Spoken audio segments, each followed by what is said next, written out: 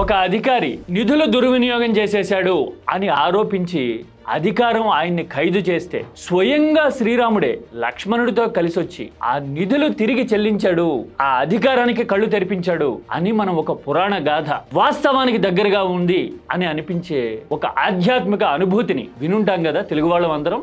ఇప్పుడు ఇలాంటి రాముడి చరిత్రలోనే ఒక క్వైట్ ఆపోజిట్ పరిణామాలు అయోధ్య హుండీ విషయంలో కనపడుతూ ఉన్నాయి కదా. హుండీ చోరీ జరిగింది అనే విషయం దేశమంతా మారుమోగుతూ ఉంది. అధికారంలో ఉన్నవాళ్ళు ఏది ఆ రాష్ట్రంలో సిట్ వేశాము, స్పెషల్ ఇన్వెస్టిగేటివ్ టీం రంగంలోకి దిగింది, దోషులు ఎవరో తెలుస్తుంది అని చెప్పి చేతులు దులుపుకున్నారు. పైన ఉన్నవాళ్ళు, కేంద్రంలో ఉన్నవాళ్ళు, కేంద్ర బిందువుగా ఉన్నవాళ్ళు మాత్రం అసలు ఈ విషయం మీద కనీసం ప్రకటన కూడా చేయకపోవటాన్ని ఈ దేశం చూస్తా ఉంది, ఆ మౌనాన్ని వింటా ఉంది కదా. మరి సగటు ధర్మ నిరతి ఉన్న ఒరిజినల్ థింకర్స్ అంటే రాజకీయానికి అతీతంగా దైవ భక్తి, రాముడి మీద అనురక్తి ఉన్నవాళ్ళు ఏమనుకుంటున్నారు మనకి తెలుసా? మన మీడియా గాని సనాతనాన్ని కాపాడేస్తాం అని వీరంగం వేసేవాళ్ళు గాని ఎవరన్నా మన దగ్గర మాట్లాడుతున్నారా? లేదు కదా. మరి వాస్తవం ఏంటి? అసలు ఈ ఎపిసోడ్, ఈ ఘటన భారతీయుల ఆలోచనల మీద, రాబోయే రాజకీయం మీద ఎలాంటి ప్రభావం చూపించబోతోంది? సవివరంగా ఆధారాలతో సహా ఒక సర్వే వివరాలు చూసి మరి కోట్ చేసి మరి డిస్కస్ చేద్దాం. దాంతో పాటు అసలు హుండీ అంటే ఏంటో, హుండీకి రక్షణ కల్పించలేని వ్యవస్థ ధర్మం పేరుతో ఎలాగా రాజకీయం ఆడుతుందో మనం మాట్లాడుకుందాం. పైగా నేను ఇప్పుడు కొన్ని ఆధారాలు చూపిస్తానా కదా, ఆ ఆధారాలు చూపించిన ప్లాట్ఫామ్ కి ఇప్పుడు మనం మాట్లాడుకోబోయే ఈ హుండీ స్టోరీకి ఒక డైరెక్ట్ లింక్ ఉంది. కాస్త కోస్తో కీటాక్స్ కి ఆ ప్లాట్ఫామ్ కి కూడా ఒక రవ్వంత పోలిక కూడా ఉంది. అందుకోసం చివరి వరకు చూడండి. చూసిన తర్వాత మీ అభిప్రాయాన్ని సబ్జెక్ట్ ఓరియంటెడ్ గా కామెంట్ చేయండి, మాట్లాడుకుందాం. జై శ్రీరామ్.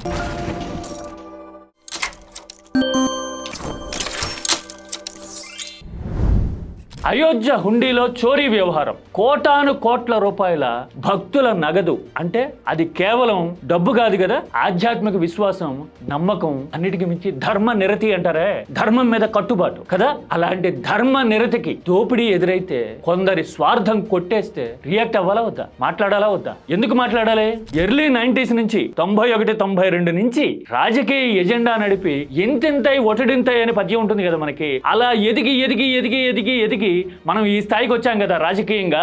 ఆ ధర్మం, ఆ భావజాలం రాజకీయం మెట్టుగా ఉపయోగపడింది అనే విశ్వాసమైన ఏదో మూల ఉండుండాలి కదా. మరి ఎందుకని మాట్లాడట్లా? రాజకీయ ప్రచార కవచం ఉంది కాబట్టి ఎవరు ఏం చేయలేరు అనే ధైర్యమా? అదే ధైర్యం అయితే గనక ఒక సర్వే షాక్ ఇచ్చే నిజాన్ని బయటపెట్టింది. సీ ఓటర్ మనం ఎన్నికలు వచ్చిన ప్రతిసారి చూస్తూ ఉంటాం కదా, దాదాపు వాళ్ళు చెప్పినవన్నీ 80% నిజమవుతూ ఉంటాయి. ఆ సీ ఓటర్ సర్వే ఈ అయోధ్య హుండీ దొంగతనం గురించి ఒక అభిప్రాయ సేకరణ చేసిందట ఉత్తరప్రదేశ్ ప్రాంతంలో. ఎందుకంటే జరిగింది అక్కడ, భావజాలం బలంగా అక్కడ ఉంది అనుకునే పరిస్థితి. అన్నిటికీ మించి రాజకీయంగా బీజేపీ పట్టున్న ప్రాంతం. 6 నెలల్లో ఎన్నికలు జరగబోతున్నాయి అక్కడ.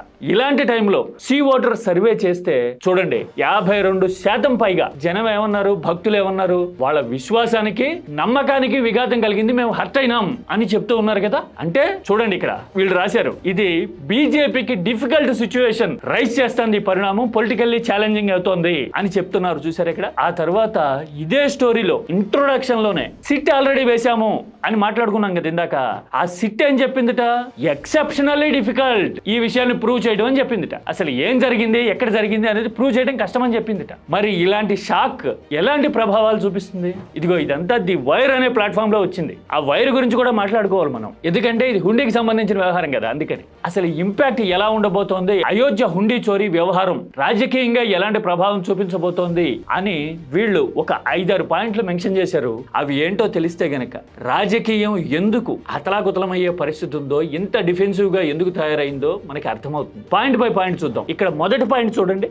Temple is the BJP's core political asset, not a religious project అంటూ ఉన్నారు కదా. నేను ఇందాక అన్నా కదా, ఎర్లీ 90s నుంచి బీజేపీ ఎదుగుదలకి ఆలవాలంగా నిలయంగా ఉన్న సబ్జెక్ట్ కదా అయోధ్య అనేది. మరి ఇలాంటి సబ్జెక్ట్ అనేది కేవలం ఒక ప్రాజెక్టు కట్టడంతో పూర్తి అయిపోయింది అనుకోవడానికి లేదు కదా. ఒక భావజాలం, ఆ భావజాలం చుట్టూ ప్రచారం చేశాం. ప్రతిసారి అధికారం కావాలనుకున్నప్పుడల్లా కడతాము ఆలయం అనే ఎజెండాని ఈ దేశం దశాబ్దాల తరబడి చూసింది. తీరా ఇప్పుడు ఆ ఆలయంలో అకౌంటబిలిటీ ధర్మ నిరతి అనేవి కనిపించకపోయేసరికి అది కేవలం ఒక కట్టడానికి సంబంధించిన విషయం కాదు, ఒక కమిటీ నిర్వహణకి సంబంధించిన విషయం కాదు కదా. అందుకోసమే ఇది పొలిటికల్ గా ఇంపాక్ట్ చూపించే పరిణామం అనే విషయాన్ని ఈ స్టోరీలో ప్రధానంగా ఫస్ట్ పాయింట్ గా ప్రస్తావించారు. రెండో పాయింట్ ఇంతకు మించి interesting. Direct appointment of the temple trust by mod a. చూశారు కదా, డైరెక్ట్ అపాయింట్మెంట్ బై మోడీ అని రాశారు కదా. ఆలయ నిర్మాణం అంతా, ఆ కీర్తి, ఆ ప్రచారం, ఆ ప్రతిష్ట ఏదైనా అనుకోండి, ఎవరికి ఆపాదించారు రాజకీయంగా? మోడీ హయాంలో నిర్మాణం జరిగింది అనే కదా. ఆ అడ్వాంటేజ్ గత ఎన్నికల్లో కూడా కనపడిన మాట వాస్తవమే కదా. మోడీ హైతో ముమ్కిన్ హే అనే నినాదానికి అయోధ్య ఆలయ నిర్మాణం కూడా ఓ కారణం కదా. పైగా నిర్మాణం ఎలా ఉండాలి అనే విషయం దగ్గర నుంచి, అసలు పూర్తి చేయడం దగ్గర నుంచి అన్నిటికీ మించి ఆ ట్రస్ట్ ఏది, ఇప్పుడు ఆలయ ట్రస్ట్ చోరీలో కీలక పాత్ర పోషించింది ఆ ట్రస్ట్ సభ్యులు అని మాట్లాడుతూ ఉన్నారు కదా. ఆ ఆలయ ట్రస్ట్ ని నియమించింది కూడా స్వయంగా మోడీనే, స్వయంగా ఆయనకి సన్నిహితులే ఉన్నారు ఆ ట్రస్ట్ మెంబర్స్ గా అని. ఇదిగో ఇక్కడ ఈ ఆధారాలన్నీ వాళ్ళు డీటెయిల్డ్ గా రాశారు చూసారా. అంటే మరి ఆ క్రెడిట్ తీసుకున్నప్పుడు నిర్వహణ భారం అంతా తనదే అని చెప్పినప్పుడు మరి లోటుపాట్లు జరిగితే నిజమైన భక్తుల విశ్వాసాలకి, చూడగలిగిన భక్తుల విశ్వాసాలకి విఘాతం కలిగితే సమాధానం చెప్పాల్సిన అవసరం ఉందా లేదా అని ఈ కథనం చాలా సటిల్ గా, సబ్జెక్ట్ ఓరియంటెడ్ గా నిలబడి క్వశ్చన్ చేస్తా ఉంది. అవునా కదా. ఇక మూడో point, close ties between Champat Rai and Modi. ఈ ట్రస్ట్ లో ఎవరైతే కీలక పాత్ర పోషించారో ఆ చంపత్ రాయ్కి మోడీకి సన్నిహిత సంబంధాలు ఉన్నాయి అని చెప్పారు చూసారా. ఇదిగో ఇక్కడ, the scandal directly touches individuals deeply embedded in the BJP and RSS ecosystem. Champat Rai, the trust general secretary who recently resigned on moral grounds, is a prominent RSS leader and vice president of the Vishwa Hindu పరిషత్ అని చెప్తూ ఉన్నారు చూసారా. చంపత్ రాయ్ రాజీనామా చేసి ఉండొచ్చు recent గా, కానీ ఆయన మోడీకి సన్నిహితుడు, ఆర్ఎస్ఎస్ ఎకో సిస్టమ్ లో ఉన్న వ్యక్తి. మరి ఇలాంటప్పుడు ఎందుకు స్పందించడం లేదు? మన సన్నిహితుల మీద ఆరోపణలు వచ్చినప్పుడు ఆ బాధ్యత మన మీద కూడా ఉంటుంది కదా అనే విషయాన్ని నాయకత్వం ఎందుకు గుర్తించట్లా అని ఈ కథనం రాసింది. ఇక నాలుగోది, cuts across Modi key selling points, probity, nationalism and faith. చూసారా, ఇప్పటి వరకు నేషనలిజం, ఫెయిత్, ప్రాబిటీ లాంటి విషయాల మీద మోడీ డిపెండ్ అయ్యి ఎన్నికల ప్రచారాన్ని చేస్తా ఉన్నారు, రాజకీయ అడ్వాంటేజ్ తీసుకుంటా ఉన్నారు. ఇప్పుడు ఆ ఫెయిత్, నేషనలిజం అనే ఇష్యూస్ మీద ఈ హుండీ చోరీ వ్యవహారం ఒక తీవ్రమైన క్వశ్చన్ ని రైజ్ చేసింది అనే విషయాన్ని ఈ స్టోరీ డిబేట్ చేసింది. ఇదిగో అందులోనే చెప్పారు చూడండి, Hindutva credibility as the guardian of Hindu interest and sacred sites పరిస్థితి ఏంటి అనే క్వశ్చన్ వచ్చింది అని చెప్తా ఉంది. Anti corruption contrasting itself with the corrupt dynastic politics. అంటే ఇప్పుడు మనం వంశపారంపర్యంగా వస్తున్న అవినీతి పార్టీలకు వ్యతిరేకం అని ప్రచారం చేస్తా ఉన్నాము. ఇప్పుడు ఇలాంటి పరిస్థితుల్లో ఈ ఇష్యూ బీజేపీకి సవాలైంది అని చెప్పింది. ఆ తర్వాత Nationalist efficiency, claiming superior governance and delivery as nationalism based గా ప్రచారం చేస్తున్నప్పుడు ఇలాంటి ఇష్యూస్ ఎఫెక్టివ్ ఛాలెంజ్ అవుతాయి అనే విషయాన్ని డిస్కస్ చేసింది కదా. ఐదో పాయింట్ కూడా చూడండి, devotees money equals direct moral liability for the party in power. చూశారు కదా, ఆ మాటకు అర్థం ఏంటి? భక్తులు విశ్వాసంతో విరాళాలు ఇచ్చినప్పుడు వాటిని కాపాడాల్సిన నైతిక బాధ్యత అధికారంలో ఉన్న పార్టీ మీద ఉంది. మరి ఆ నైతిక బాధ్యత సంగతి ఏంటి అని అడుగుతా ఉన్నారు. ఇక ఆరో point, Modi silence reads as complicity. Modi ఇంత జరిగినా కానీ వారాల తరబడి మౌనంగా ఉండటం అనేది ఎంత సంక్లిష్టమైన పరిస్థితో మనకు అర్థమైపోతుంది బీజేపీకి, రాజకీయ వ్యూహానికి అనే విషయాన్ని ప్రస్తావించారు కదా. ఈ 6 అంశాలు చూస్తే అందులో ఎక్కడ బేస్లెస్ ఆరోపణలు కనపట్లా, లాజికల్ గా, ఎమోషనల్ గా చెప్పడం ఉంది. పైగా సీ ఓటర్ సర్వేని కూడా కోట్ చేశారు కదా. మరి ఇలాంటప్పుడు, ఇలాంటి పరిస్థితి ఉన్నప్పుడు ఏ మీడియా సంస్థ ఈ విషయాన్ని చెప్పట్లా? తెలుగులో అయితే ఇదిగో ఇలా 1-2 సార్లు లేదన్నట్టుగా ఈనాడు లాంటి పేపర్లో రాసేసి ఊరుకున్నారు. ఆ తర్వాత మన దగ్గర ఉన్న రాజకీయ నాయకులు కానీ ధర్మం గురించి నిరంతరం ధర్మపన్నాలు వల్లించే వాళ్ళు కానీ, అసలు సనాతన ధర్మం కోసం ఏమైనా చేస్తాము అన్నట్టుగా చెలరేగిపోయేవాళ్ళు కానీ ఒక్కటంటే ఒక్క మాట మాట్లాడాల. కళ్ళ ముందు ఆధారాలు కనపడుతున్న విషయంలో మాత్రం మాట్లాడట్లా.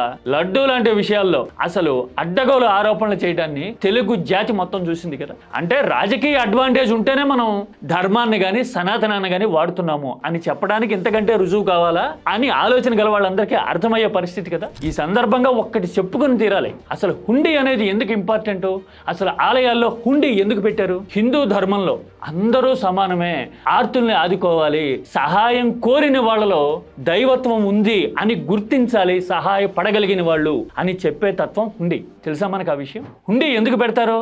కొద్దో గొప్ప శక్తి ఉన్న వాళ్ళు ధార పోస్తే ఆ సొమ్ము, ఆ కానుక, ఆ విరాళం అవసరమైన వాళ్ళకి ఉపయోగపడాలి. వాళ్ళ ఆకలి తీర్చడానికో, వాళ్ళకి నీడ ఇవ్వడానికో ఉపయోగపడాలి. నిజమైన దైవత్వం అంటే అదే అని చెప్పటం, సందేశం ఇవ్వడం ఇందులో ఉంది. అందుకోసమే కానుకలు ఇవ్వడానికి జనం అంతలా ఎందుకు తండోపతండాలుగా వస్తారు?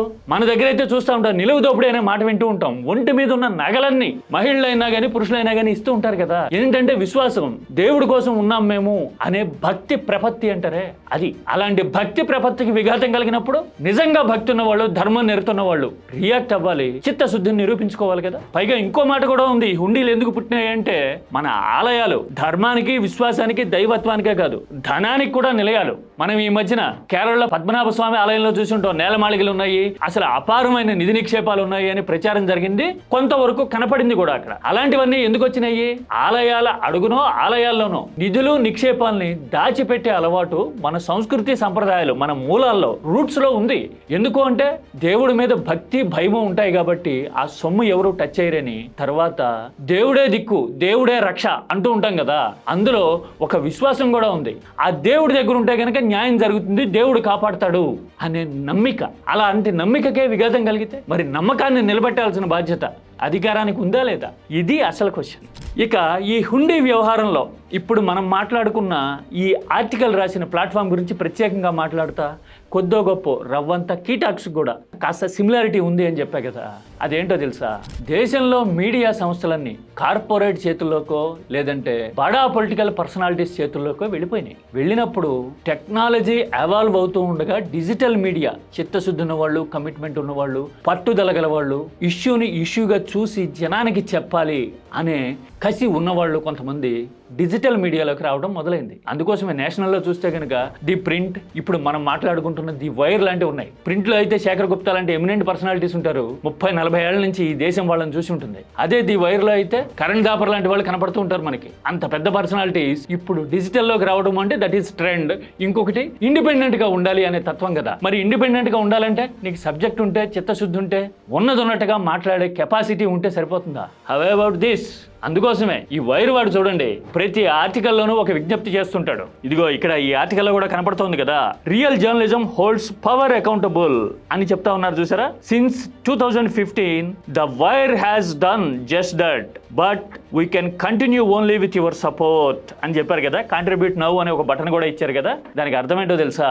రియల్ జర్నలిజం మాత్రమే అధికారంలో ఉన్న వాళ్ళ కళ్ళు తెరిపించగలుగుతుంది, అకౌంటబుల్ గా ఉండేలాగా చేయగలుగుతుంది. 2015 నుంచి మేము ఆ పని చేస్తున్నాం, కానీ మేము ఆ పని చేయాలంటే మీ సపోర్ట్ కావాలి అని అడుగుతూ ఉన్నారు చూసారా. వాళ్ళు సబ్స్క్రిప్షన్ ఆప్షన్ పెడతారు, నేను కూడా సబ్స్క్రైబ్ చేసుకున్నా, ఏదో చంద్రుడికో నూలు పోగంటారు కదా. అలా కాస్తో కోస్తో మన కాంట్రిబ్యూషన్ ఇస్తే వాళ్ళు విలువైన సమాచారాన్ని ఇస్తున్నప్పుడు, వాస్తవాన్ని వాస్తవంగా చెప్తున్నప్పుడు ప్రజలకు ఉపయోగం అనే ఫీలింగ్ నాది. అంతే కదా. ఆర్థికంగా బలంగా లేకపోతే నడవడమే గగనం అయిపోతే కనుక ఈ మధ్యన క్వింట్ అనే ప్లాట్ఫామ్కి ఏమైందో చాలా మందికి తెలుసు. టేక్ ఓవర్ అయిపోతుంది సర్వైవ్ అయ్యే కెపాసిటీ లేకపోతే. చిన్నదో పెద్దదో ఎప్పుడైనా సరే జర్నలిజాన్ని నమ్ముకొని, నిజాన్ని నమ్ముకొని నడిపే వాళ్ళు అలాంటి వైర్ లాంటి సిచ్యువేషన్ ఫేస్ చేస్తుంటారు. ఆ టెన్షన్, ఆ బాధ్యత ఎంత ఎగ్జైటింగ్ గా ఉంటాయో అంతే రెస్పాన్సిబిలిటీని ఆలోచనల మీద పెడతాయి. ఆ విషయం నాకు తెలుసు. చిన్నదో పెద్దదో కీటాక్స్ అనే ప్లాట్ఫామ్ కూడా ఫస్ట్ వీక్ వస్తే ఆ ప్రెజర్ ఎలా ఉంటుందో, టీమ్ ని నిలబెట్టుకోవడానికి పడాల్సిన తపన ఏ స్థాయిలో ఉంటుందో నాకు కూడా తెలుసు. చాలా మంది మన దగ్గర స్వీపీగా నేస్తూ ఉంటారు. ఇప్పుడు నేను చెప్పిన వైర్ అనే ప్లాట్ఫామ్ కూడా అంటూ ఉంటారు, you are spitting venom on somebody and you are simply begging అంటూ ఉంటారు. వాళ్ళు అలా రిక్వెస్ట్ చేసినందుకు. అంటే ఇప్పుడు రాశారు కదా ఆర్టికల్, అలాంటిది నచ్చకపోయేసరికి విషం చిమ్మేస్తున్నావు అంటారు. ఆధారాల గురించి మాట్లాడరు, కౌంటర్ చేయరు ఎక్కడ వాళ్ళని. విషం చిమ్మేస్తున్నావు కానీ యు ఆర్ బెగ్గింగ్ అంటూ ఉంటారు వాళ్ళు. అయినా సరే వాళ్ళు ఏం వెనక్కి తగ్గరు. ఎందుకంటే సబ్జెక్ట్ నమ్ముకున్నవాడు లక్ష్యం మీద గురిపెట్టిన బాణం లాంటి వాడు. అందుకోసమే ఆ వైర్ అలా ఉంటుంది.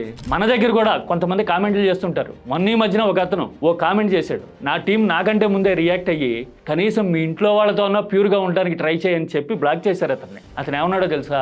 మీకు వేరే వాళ్ళు డబ్బులు ఇస్తే గనక రేపు వాళ్ళని కూడా ఇలాగే సపోర్ట్ చేస్తారా అన్నా అని అడిగాడు. చూడండి ఎంత వినయం, విధేయత, ఎంత విషపూరితమైన ఆలోచన. అంటే ఎవరో నాకు డబ్బులు ఇస్తున్నారు, అక్రాస్ ద టేబుల్ వాడు కూర్చొని చూసినట్టు. చూడండి ఆ క్వశ్చన్ చూడండి. చాలా మంది మాట్లాడుతుంటారు, ఎవరో రాజకీయ పబ్బం గడుపుకోవడం కోసం ఫలానా వాళ్ళు ఫలానా అనే ముద్ర వేసేస్తుంటారు. కానీ వాస్తవం ఏంటి అనేది ఆ నడిపే వాళ్ళకి తెలుస్తుంది. ఆ వైర్ అయినా ఇంకోటైనా కీటాక్స్ అయినా మరొకటే. ఎందుకో తెలుసా? ఇండిపెండెంట్ జర్నలిజం అని వాళ్ళు రాశారు కదా. ఇండిపెండెంట్ జర్నలిజం అనేది చిత్తశుద్ధికి సంబంధించిన విషయం, కమిట్మెంట్కి సంబంధించిన విషయం. ఎవరో ఇస్తే చేసే పని అయితే గనక జీతగడిగా ఉండటమే ఈజీ కదా. పైగా రోజు ఎవరెవరో ఫోన్లు చేసి నమస్కారాలు కూడా పెడుతుంటారు. అదో సుఖం ఉంటుంది ఛానల్లో లీడింగ్ పొజిషన్లో ఉంటే. అలాంటివన్నీ వదులుకొని స్ట్రగుల్ అవ్వడానికి సిద్ధపడి నమ్మిన విషయాన్ని, వాస్తవాన్ని జనానికి చెప్పాలనుకుంటున్నప్పుడు వీలైతే సపోర్ట్ చేయాలా, లేదంటే జెండాలో ఏజెండాలో భుజానికి చుట్టుకుని ఊరేగాల. అంతే తప్ప సిల్లీ కామెంట్స్తో ఏదో సాధిస్తామో అనుకుంటే ఎదుటి వాళ్ళ చిత్తశుద్ధి ముందు, ఏది వైర్ గురించి లేదంటే నా ఎక్స్పీరియన్స్ చెప్పా కదా, అలాంటి కమిట్మెంట్ ముందు అలాంటి అటెంప్ట్స్ ఏమీ పనిచేయవు. పైగా ఇంకోటి చూపిస్తా మీకు. ఈ వైర్ ఇలాంటి కథనం రాస్తే జనం ఎలా రియాక్ట్ అయ్యారో తెలుసా? కొన్ని కామెంట్స్ చూపిస్తా చూడండి, చాలా ఇంట్రెస్టింగ్గా అనిపిస్తుంది. అంటే పబ్లిక్ మూడ్ ఎలా ఉంది అనడానికి ఆ కామెంట్స్ ఇండికేషన్ కదా, అందుకోసమే చెప్తున్నా. ఇదిగో చూడండి. It's good that he doesn't blame Jawaharlal Nehru for the scandal అంటూ ఉన్నారు చూసారా. ఇప్పుడు నెహ్రూ మీద ఆరోపణలు చేయలే, సంతోషం అంటా ఉన్నారు. ఆ తర్వాత what do you expect from them, a holy spirit, a holy saint or angel. ఏమనుకుంటున్నారు మీరు? ఎలాంటి చిత్తశుద్ధిని ఎవరి నుంచి ఎక్స్పెక్ట్ చేస్తున్నారు అని ఇంకొకరు అంటూ ఉన్నారు. ఇక్కడ చూడండి, ఏటీఎం లాగా ఉపయోగించుకున్నారు అని కొందరంటే, I enjoy reading your articles, maybe this is human nature అంటూ ఉన్నారు చూసారా. అంటే వాస్తవాలు చెప్తా ఉన్నారు, బహుశా పరిస్థితులు అలా ఉండేసరికి నేను ఎంజాయ్ చేస్తా ఉన్నా అనే విషయాన్ని బహుశా ఆయన చెప్పినట్టున్నారు ఇక్కడ. ఆ తర్వాత ఇక్కడ ఎవరు కల్ప్రిట్ అనే విషయం మీద పెట్టారు. ఇదిగో చూడండి, ప్రతి కామెంటు సబ్జెక్ట్ ఓరియంటెడ్ గానే కనబడుతుంది కదా. అంటే నేషనల్ మీడియా, దట్టు ఇంగ్లీష్ మీడియాని ఫాలో అయ్యే వ్యూవర్స్ లో క్వాలిటీ ఉంది అని చెప్పడానికి ఆ కామెంట్స్ ఒక ఉదాహరణ ఏమో. మన దగ్గర క్వాలిటీ లేదని నేను అలా దయచేసి అలా అనుకోకండి. మన దగ్గర కూడా బ్రహ్మాండమైన క్వాలిటీ ఉన్నవాళ్ళు ఉన్నారు, ఆలోచన ఉన్నవాళ్ళు ఉన్నారు, థాట్ ప్రాసెస్ ఉన్నవాళ్ళు ఉన్నారు. I salute them all. నాకు కీటాక్స్ లో నిరంతరం కనపడుతూ ఉంటారు, కామెంట్ చేస్తుంటారు, సపోర్ట్ చేస్తుంటారు. కాకపోతే సబ్జెక్ట్ ని సబ్జెక్ట్ గా చూడాలి అంటే ఎదుటి వాళ్ళకు కూడా సబ్జెక్ట్ కావాలి అని చెప్పడం ఇక్కడ ఉద్దేశం. అందుకోసమే హుండీ అనేది కేవలం డబ్బులకి సంబంధించిన ఒక పాత్ర, వస్తువో కాదు. హుండీ అనేది ధర్మానికి ప్రతీక, సాటి వాళ్ళని ఆదుకోవాలి అనే బాధ్యతకి నిదర్శనం. మరి అలాంటి విషయాల్లో మనం చిత్తశుద్ధిగా లేకపోతే ఇంకెలాంటి విషయాల్లో ఉంటాం? కామెంట్ అనేది సబ్జెక్ట్ ఓరియంటెడ్గా చేయండి, మనం మాట్లాడుకుందాం.